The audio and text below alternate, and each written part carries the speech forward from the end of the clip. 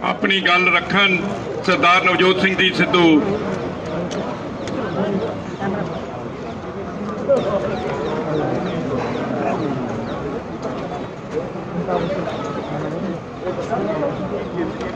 मानयोग chief minister साहब, मेरे साथी साहबान, बैंस साहब, खैरा साहब, खुदा खैर मकदम करना। सरकारों की नीयत में आ जाए फर्क, अगर नजारा चाहे जन्नत का क्यों ना हो गर्क हो जाए। और आज मैं हिंदी में भी बात करूंगा क्योंकि मुझे पता है ये प्लेटफॉर्म क्या है। मैं जानता हूं कि गूंगी बहरी सरकार तक अगर आवाज पहुंचानी हो तो धमाका जरूरी है। ये धमाका ही है। ये मत समझिएगा कि ये 50 लोग बैठे हैं। एक एक आदमी के पीछे 2-2 लाख पंजाबी बोलता है इस मंच से, 2-2 लाख पंजाबी। और अगर कोई एमपी बैठा है तो 15 लाख लोग उसके पीछे बोलते हैं। तो ये हीरे हैं, ये पंजाब के चुने हुए नुमाइंदे। मैंने बात नीयत की है। नीयत साहब नीति में दिखती है, और नीति सिर्फ 2 पूंजीपतियों के लिए बनाई गई है मोदी सरकार। आप अगर ये सोचते हो कि ये कानून सरकार किसानों के हक में बना रही है तो बहुत बड़ी गलतफहमी है। ये सिर्फ 2 पूंजीपतियों के हक में उन्हें रिमोट कंट्रोल देने के लिए कानून बनाए गए हैं। और मैं आज डंके की चोट पे ये कहता हूं, छाती ठोक के ये कहता हूं कि हम मरते मर जाएंगे लेकिन अंबानी और अडानी को पंजाब में पैर नहीं धरने देंगे। ये लीडर हैं। 100 भेड़ों के आगे एक शेर लगाओ, भेड़ें शेर हो जाती हैं, और ये शेरों के आगे बब्बर शेर है। और इनके आगे मैं बात जो करने वाला हूं वो बड़ी पते की, और यहां वाजिब है। ई नैम तो पहले भी था साहब, पहले भी ऑनलाइन ट्रेडिंग होती थी। आप मंडियों की बात करते हो, आप ये बात करते हो कि फ्री मार्केट होनी चाहिए, तो फिर ये कानून बनाने की क्यों जरूरत है? बाहर से ई नैम होता था, ऑनलाइन ट्रेडिंग होती थी। ये कानून क्यों बनाए गए? ये कानून इसलिए बनाए गए कि पंजाब के किसान के कानूनी अख्तियार, कानूनी अधिकार पूरी तरह से छीन लिए जाए। मैंने आज तक कोई ऐसा कानून नहीं देखा जो किसान को कोर्ट में जाने से रोकता है। ये वो कानून बनाया है मोदी साहब ने काला, जिससे किसान अगर उसका कोई डिस्प्यूट होता है तो वो कोर्ट में नहीं जा सकता, नंबर 1। नंबर 2, वो एसडीएम के पास जाएगा या वो डीसी के पास जाएगा, जिसका कंट्रोल सेंटर की सरकार के पास होगा। और ये चुने हुए नुमाइंदे, ये रेस जिताने वाले घोड़े दर्शनी घोड़े बना दिए जाएंगे। इन चुने हुए नुमाइंदों को नकारा कर दिया जाएगा। ये मैंने देशों में सुना था कि 1-2 कंपनियां मोनोपोली बनाती हैं, और वो मोनोपोली बना के, जैसे ईस्ट इंडिया कंपनी राज किया करती थी, वो मोनोपोली बना के राज करती हैं। ये वही हो रहा है। ये रिमोट कंट्रोल ये गोरे अंग्रेजों के हाथ में नहीं, ये काले अंग्रेजों के हाथ में दिया जा रहा है। और ईस्ट इंडिया कंपनी की तरह ये पूरे का पूरा कंट्रोल पुतलियां बनाने के लिए अंबानी और अडानी के हाथ में देने की ये साजिश है। उसका प्रमाण है 17 लाख करोड़ रुपए के एनपीए हैं, बैंकों को लुटा दिया। 17 लाख करोड़ रुपए के एनपीए आपने सारे बैंक लुटा दिए, किसी एक पे कार्रवाई हुई? पिछले से पिछले साल 5 लाख करोड़ रुपया आपने टैक्सों का छोड़ा। इन बड़े बड़े कॉरपोरेट्स को वो जब पैसे छोड़ते हो टैक्सों के 5-5 लाख करोड़ रुपए, तो आप कहते हो इंसेंटिव, और गरीब किसान को अगर 4 पैसे देते हो तो उसको कहते हो सब्सिडी। वाह वाह, 17 लाख करोड़ के एनपीए। पूछिए मोदी सरकार से क्या जवाबदेही बनाया है किसी को?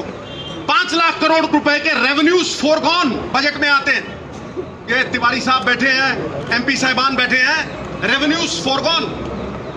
वो रेवेन्यूज फॉरगॉन आप छोड़ते हो, वो इंसेंटिव और किसान की जो बनी बनाई इनकम थी। किसान क्यों डरा हुआ है? किसान इसलिए डरा हुआ है कि उसकी लागत बढ़ रही है, उसके खर्चे बढ़ रहे हैं, पेस्टिसाइड के ऊपर खर्चे बढ़ रहे हैं, पेट्रोल की कीमत बढ़ रही है। लेकिन जो उसकी अश्योर्ड इनकम थी, आज मोदी सरकार वो अश्योर्ड इनकम को छीन रही है। पॉइंट नंबर 2, ये पहला था। Point number 2, this is an attack on the federal structure of India. ये हमारे संघीय ढांचे के ऊपर एक अटैक है। It impinges and impedes on the spirit of the constitution. ये कॉन्स्टिट्यूशन की स्पिरिट पे, हमारी आत्मा पे ये आघात है। हर स्टेट के अलग अलग मसले हैं, हर एक स्टेट के अलग अलग मसले हैं साहब। इसीलिए उन अलग अलग मसलों को सुलझाने के लिए वहां की सरकारों का चयन होता है।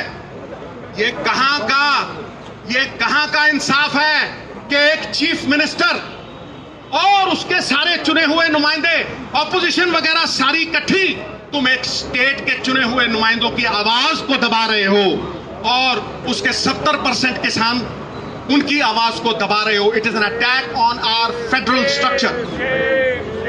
फेडरल स्ट्रक्चर पे ये जो अटैक है, इसके बारे में मैं पूरी तरह से पुरजोर विरोध करता हूं। और प्रियम्बल में एक वर्ड आता है फ्रेटर्निटी। फ्रेटर्निटी का क्या मतलब है? फ्रेटर्निटी का मतलब है कि हम आपसी भाईचारे में बंधे हुए हैं, हम पारिवारिक साझ में बंधे हुए हैं। और वो यूनिटी इन डाइवर्सिटी, हमारी भाषाएं अलग हैं, हमारी भाषाएं अलग हैं, हमारा कल्चर अलग है, लेकिन फिर भी हम एक हैं। तो जब हम अपने स्टेट की बात बुलंद कर रहे हैं या किसी इंडिविजुअल किसान की बात बुलंद कर रहे हैं, हम किसान के साथ साथ हम संविधान के पक्ष में लड़ाई लड़ रहे हैं। हम आज संविधान के पक्ष में खड़े हैं, अपने फेडरल स्ट्रक्चर के पक्ष में खड़े हैं। एकता तो जेल की भी होती है, लेकिन साहब ये जेल की एकता नहीं है, ये आपसी भाईचारे की हिंदुस्तान की एकता है। ये यूनिटी इन डाइवर्सिटी है और वो संजीदगी से लेने वाली बात है। जो लोग, और मैं प्राइम मिनिस्टर साहब को कह रहा हूं, जो लोग वन नेशन वन मार्केट की बात करते हैं, वो पंजाब के चुने हुए नुमाइंदों की और एक चीफ मिनिस्टर की आवाज को दबा रहे हैं और कुचल रहे हैं। ये हम कभी बर्दाश्त नहीं करेंगे।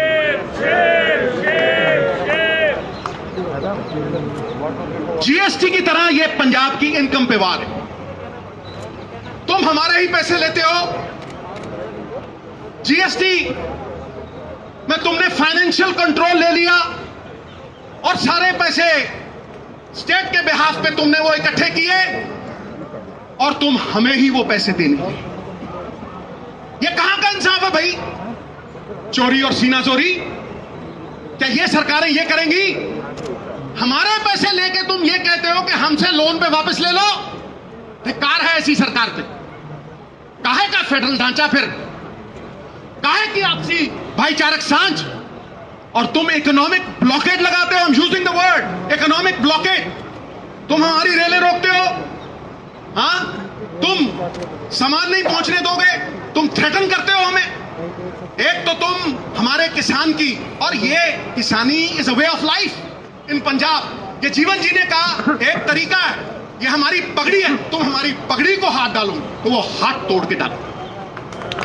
हमारी पगड़ी को हाथ डालोगे वो हमें मंजूर नहीं है। और मैं आज भी ये कहता हूं कि तुमने हमें सवेरे भी रोकने की कोशिश की। किसानी का संघर्ष जो है वो पवित्र संघर्ष है, झंडे में डंडे वाला संघर्ष है, नॉन वायलेंट संघर्ष है। तुम उस संघर्ष को बाहरी ताकतों के साथ जोड़ोगे तो तुम किसान का निरादर कर रहोगे, उसका अपमान करोगे, वो हम सहन नहीं करेंगे। अगली बात मैं कर रहा हूं, पहले आपने जीएसटी छीन लिया हमारी मंडियों से। 5,000 करोड़ रुपया, सीएम साहब बैठे हैं, बाकी लोग बैठे हैं, 5,000 करोड़, पिछले साल 4,000 करोड़, इस साल 5,000 करोड़ बाप दादाओं ने, हमारी पुश्तों ने, 4 पीढ़ियों ने मिलके वो इंफ्रास्ट्रक्चर खड़ा किया है। मैं पूछता हूं नरेंद्र मोदी जी से कि मोदी साहब, जहां आपने ये मंडियां नहीं है, जहां आपने ये पहले लागू किया, मुझे ये बताएं कि वहां का किसान, उसकी क्या हालत है। वो लेबर कर रहा है, वो लेबर कर रहा है। देखिए आप, मैं स्टेटों का नाम नहीं लेना चाहता क्योंकि वो भी सब में हमारी पगड़ी है, हम जानते हैं, लेकिन तुम हमारे किसानों को लेबर करवाओगे, इस पगड़ी को हम पैरों में नहीं लड़ने देंगे। और यह संघर्ष हमारा कहना बनेगा, मन्नू साडी दातरी असी मन्नू दे सोए, जो जो मन्नू वडदा असी धूण सवल्ले होए, असी धूण सवल्ले। चूने की छत के ऊपर जितने थप्पड़ मारोगे वो उतनी ही सख्त, उतनी ही तगड़ी होती जाएगी।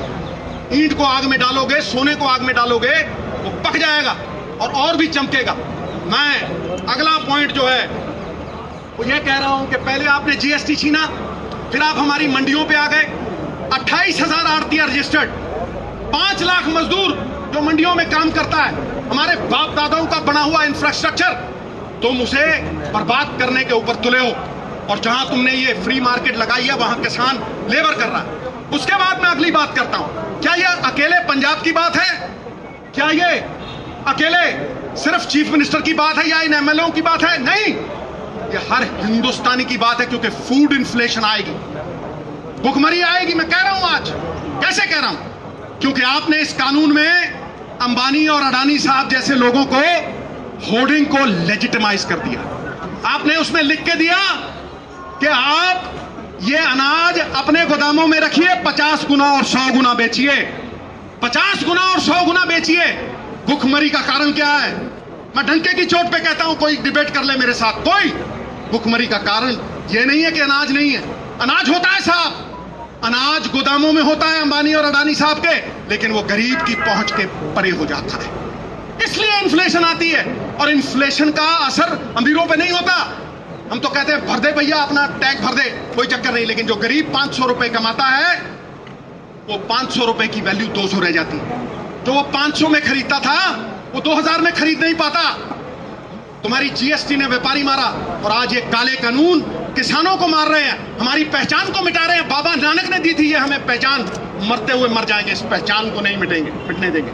नाम ही खो दोगे तो किधर जाएंगे, और पहचान खो देंगे सिद्धू तो बिखर जाएंगे, नहीं बिखरने देंगे। और आखिरी पॉइंट जो मैं कहना चाहता हूं वो ये है कि आप एहसान फरामोश हो गए, आप एहसान फरामोश हो गए हो। मैं डंके की चोट पे कहता हूं। किस तरह से कहता हूं? क्या पंजाब को ग्रीन रेवोल्यूशन की जरूरत थी? नहीं, पंजाब ने पूरे देश का पेट भरा, 2% लोगों ने 67% लोगों का पेट भरा। फिर तुमने गरीब को अन्न कैसे दिया?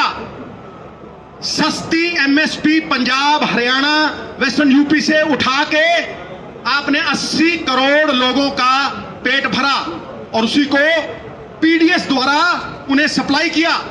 पेट्रोल 6 रुपए का था 92 में, 78 का हो गया, और किसान की एमएसपी 3 गुना बढ़ी, वो 12 गुना, 17 गुना, और ये 3 गुना। कॉर्पोरेटों में जो काम करते हैं 1,000 गुना उनकी तनख्वाह बढ़ गई, और 1982 से लेके किसान की एमएसपी सिर्फ 15 गुना। ये कहां का इंसाफ है? ये किस तरह हम बयां करें? चाहे मंडी एमएसपी मॉडल हो या दूसरा, पहले केंद्र ने हमें इस्तेमाल किया और फिर यूज एंड थ्रो वाली पॉलिसी करके इन्होंने हमें फेंक दिया। ये 3 पॉइंट मेरे इस केंद्र की सरकार को कहीं भी किसी को भी भेज दे और बहस कर ले, खुलेआम जहां बुलाएंगे मैं आऊंगा। यदि हार गया, राजनीति सदा के लिए छोड़ दूंगा, सदा के लिए। मैं डंके की चोट पे कहता हूं। उन्हें यह फिक्र है, आखिर में ये मैं शेयर करके फिर सीएम साहब के हवाले स्टेज करता हूं, उन्हें यह फिक्र है हरदम, नई तर्जे जफा क्या है? तर्जे जफा होती है जुल्म। उन्हें यह फिक्र है हरदम, नई तर्जे जफा क्या है? हमें भी शौक है देखें सितम की इंतहा क्या है, हमें भी शौक है देखें सितम की इंतहा क्या है। गुनाहगारों में शामिल हैं वो लोग जिन्होंने ग्रीन रेवोल्यूशन, व्हाइट रेवोल्यूशन अशरन की। गुनाहगारों में शामिल हैं, गुनाहों से नहीं वाकिफ। अरे सितम करते हैं वो, खुदा जाने खता क्या है। बात खत्म।